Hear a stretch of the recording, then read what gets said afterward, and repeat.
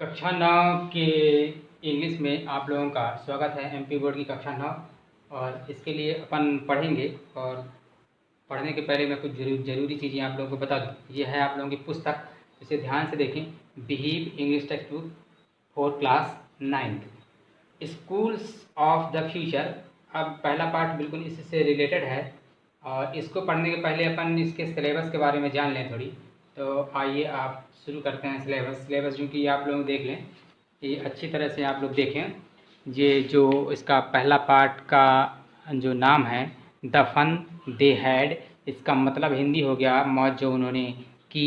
यही पार्ट अपन आज थोड़ी बहुत समझेंगे और आज से शुरुआत है। इसके पहले आप लोगों को ग्रामर बताया गया है और ग्रामर आप लोग जो जितना पिछला वीडियो में बताया गया उसको अपन तैयार करेंगे और नोट्स बुक में ग्रामर की एक कॉपी बना के इसमें बिल्कुल तैयार रखेंगे। उसकी कॉपी हम चेक करेंगे और इसके बाद भी जो लेसन्स हैं आप लोग के सामने ये लिखे हुए हैं, देख लें। किताबें चूँकि चेंज हो गई है 9th की, तो 9th की किताबें चेंज हो गई तो मैं आप लोगों को एक बार दिखा दूँ। आप लोग किताबें वगैरह सब व्यवस्थित कर लें।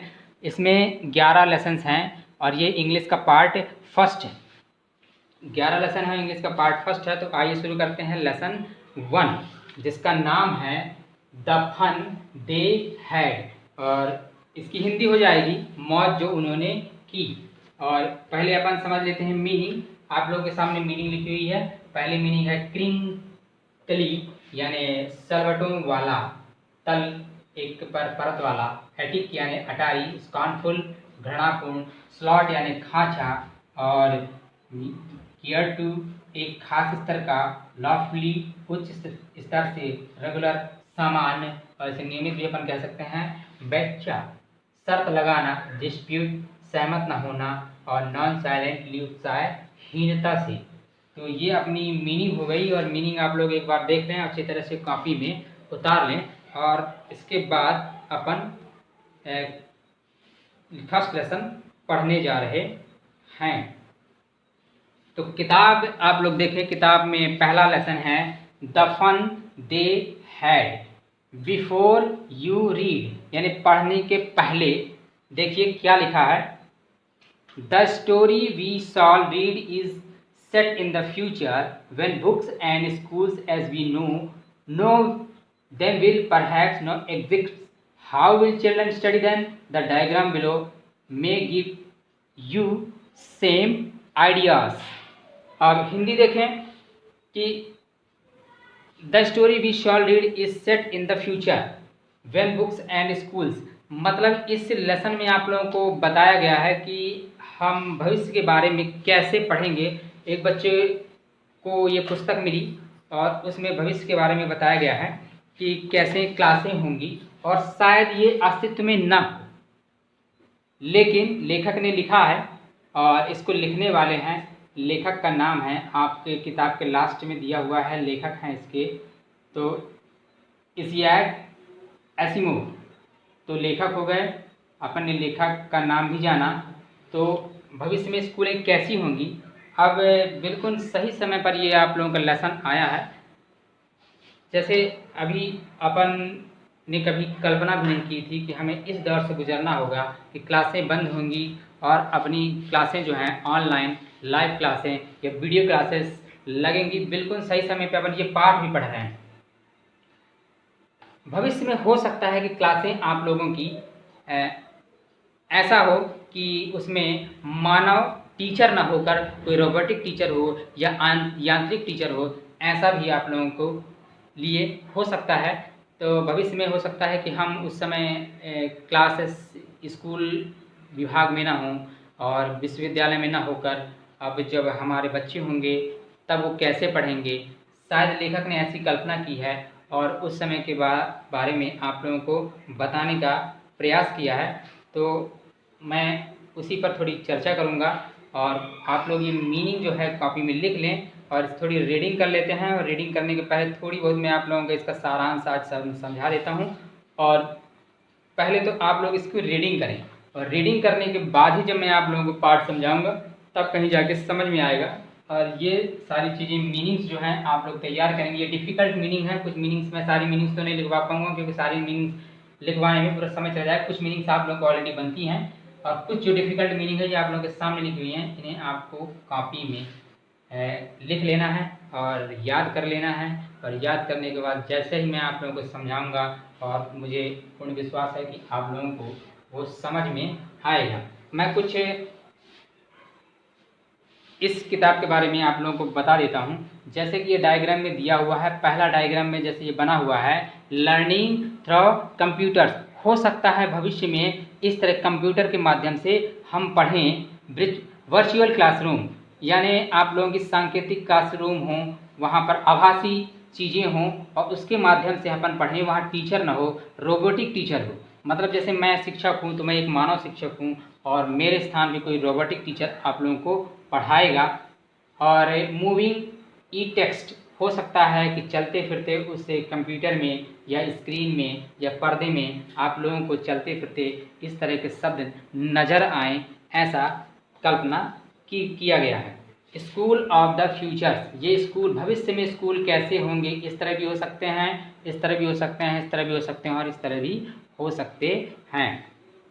तो आइए कुछ रीडिंग कर लेते हैं। मार्गी even wrote about it that night in her diary on the page headed 17 May 2157. She wrote, "Today Tommy found a real book. It was a very old book.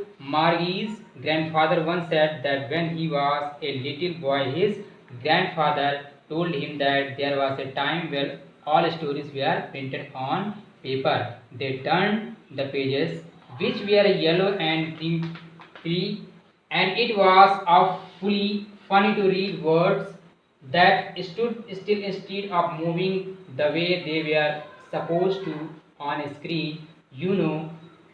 And then when they turned back to the page before, it had the same words on it that it had had when they read it the first time."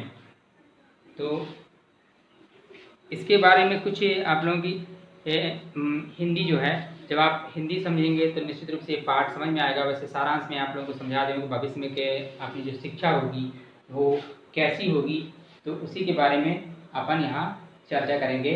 तो मार्गी ने यहाँ तक कि उसके बारे में अपने डायरी में लिखा। प्रश्न जो 17 मई 1957 में था उसमें उसने लिखा, आज टॉमी को एक वास्तविक किताब मिली। वह एक बहुत पुरानी पुस्तक थी। मार्गी के दादा ने एक बार कहा था कि जब वे पृष्ठ पलटते थे तो उसमें पीले रंग के और मुड़े हुए लाइनों से भरे होते थे अक्षर, और उन शब्दों को पढ़ना आश्चर्यजनक से मजाक भरे, जो जैसा कि उन्हें पर्दे पर चलित होना था उसके बजाय जो स्थिर रहते थे, और जब पहले के प्रश्न से पीछे पलटते थे उसमें भी वैसे ही शब्द होते थे जैसा कि प्रथम बार पढ़े गए थे। तो ये हुआ पहले पैराग्राफ का आप लोगों का अर्थ। और इसके बाद अपन He said, "Tommy, what a waste when you are through with the book. You just throw it away, I guess. Our television screen must have had a million books on it, and it's good for plenty more. I would not throw it away." "Same with mine," said Margie. She was 11 and had not seen as many telebooks as Tommy had. He was 13. She said, "Where did you find it?" "In my house." We pointed without looking because he was busy reading in the attic. What is about school? तो दूसरा point आप लोग किताब में देखें तो किताब में दूसरा पॉइंट आप लोगों को लिखा है कि इसमें ये बताया गया है कि हो सकता है कि television screen must have a million books on its. अपन बहुत सारी चीज़ें किताबों में पढ़ते हैं और पढ़ने के बाद किताबों को फेंक देते हैं या किताब हमारी नहीं रहती। हम हमारे जो याद करने के जो तरीके हैं, जैसे किताबें हमने पढ़ा और किताबों को अपन फेंक दिया तो हमें याद, अब जब हमें ज़रूरत पड़ती है तो हमें वो चीज़ें मिल नहीं पाती हैं। लेकिन भविष्य में ऐसा होने वाला है, जैसे अपन कंप्यूटर के बारे में जानते हैं कि कोई चीज़ें कंप्यूटर में अपन सेव कर देते हैं, ईमेल में सेव कर देते हैं, और भविष्य में कभी भी और कहीं भी और किसी भी स्थान पर यदि हम उस ईमेल के द्वारा और कंप्यूटर के माध्यम से अगर हम खोजते हैं तो निश्चित रूप से हमारे डॉक्यूमेंट या आपने जो भी सेव किया है वो हमें मिल जाते हैं। तो यही आप लोगों को स्टोरी में बताया गया है। तो इसकी हिंदी अनुवाद में हो जाएगा। इसने लिखा कि अरे टॉमी बोला, क्या फिजूल खर्ची है, जब तुम एक पुस्तक को पढ़ दो तो उसे फेंकना पड़ता है। मैं ऐसा सोचता हूँ हमारे टेलीविजन स्क्रीन पर लाखों किताबें होती हैं और इसमें इससे भी ज़्यादा जगह होती है, मुझे उसको फेंकना नहीं पड़ता। यही बात मेरे साथ है, मार्गी बोली।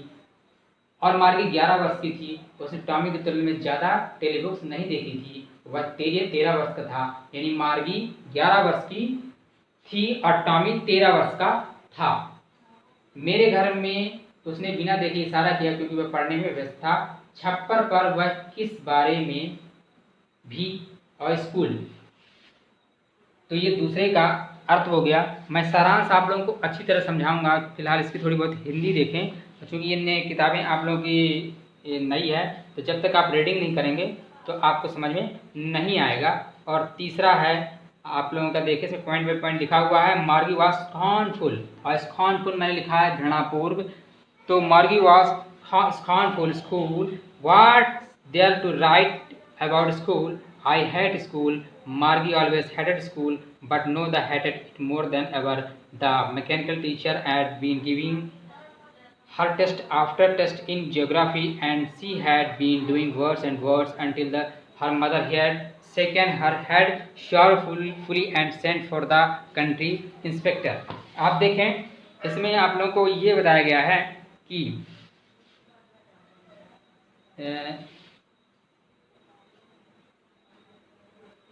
जैसा कि अपन जानते हैं कि कोई टीचर हमें पढ़ाएगा, हो सकता है कि जब वो बच्चे भविष्य में जो बच्चे पढ़ने वाले होंगे वो बच्चे आपको अपने दादा परदादाओं को याद करेंगे कि हमारे दादाजी जब पढ़ा करते, मतलब दादाजी परदादाजी कौन हो गए, यहाँ पर हम हो गए। कि हो सकता है कि भविष्य में ऐसा हो कि हम अपने दादा के जी के ज़माने को अच्छा समझें कि उस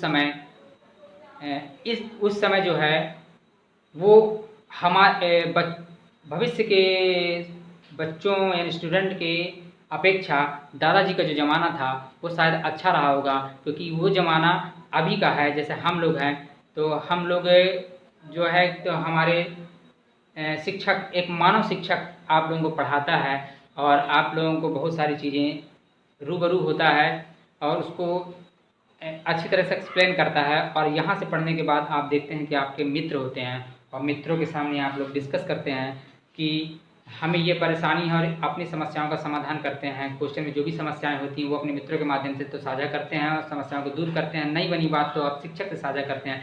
लेकिन जब एक यांत्रिक टीचर होगा, रोबोट होगा, तब ऐसी परिस्थिति में क्या होगा, क्योंकि वो तो उसमें जो बातें सेव होंगी वो बताएगा और वो आप लोगों की कुछ फीलिंग्स जो होंगी वो अनुभव नहीं कर सकता।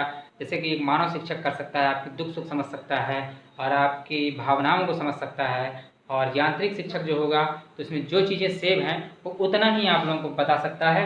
तो निश्चित रूप से मैं ये कहानी जो है आप लोगों को स्टेप बाय स्टेप और एक एक अक्षर का और एक एक शब्द का मीनिंग आप लोगों को बताऊंगा, कहानी का सारांश बताऊंगा और लास्ट के जो क्वेश्चन आंसर हैं आप लोगों को बताने का प्रयास करूंगा।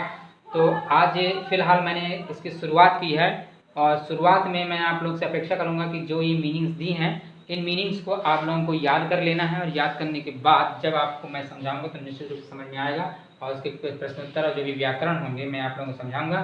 और जितने भी व्याकरण इसके पहले पढ़ा दी गई हैं वो काफ़ी हद तक आप लोगों का लगभग समाप्ति की ओर ग्रामर था। जैसे ग्रामर में मैंने आप लोगों को वीडियोज़ डाली हैं, पूरा टेंस मैंने आप लोगों को पढ़ाया है और टेंस के अलावा मैंने वॉइस भी पढ़ाई है। और अब जैसे ये पार्ट है आप लोगों का समाप्त होगा, फिर से आप लोगों का ग्रामर स्टार्ट होगा। तो आज का ये पहला दिन है, तो पहले दिन में आप लोग इतना याद करें और मिलते हैं नेक्स्ट वीडियोस में। आज के लिए इतना ही, धन्यवाद।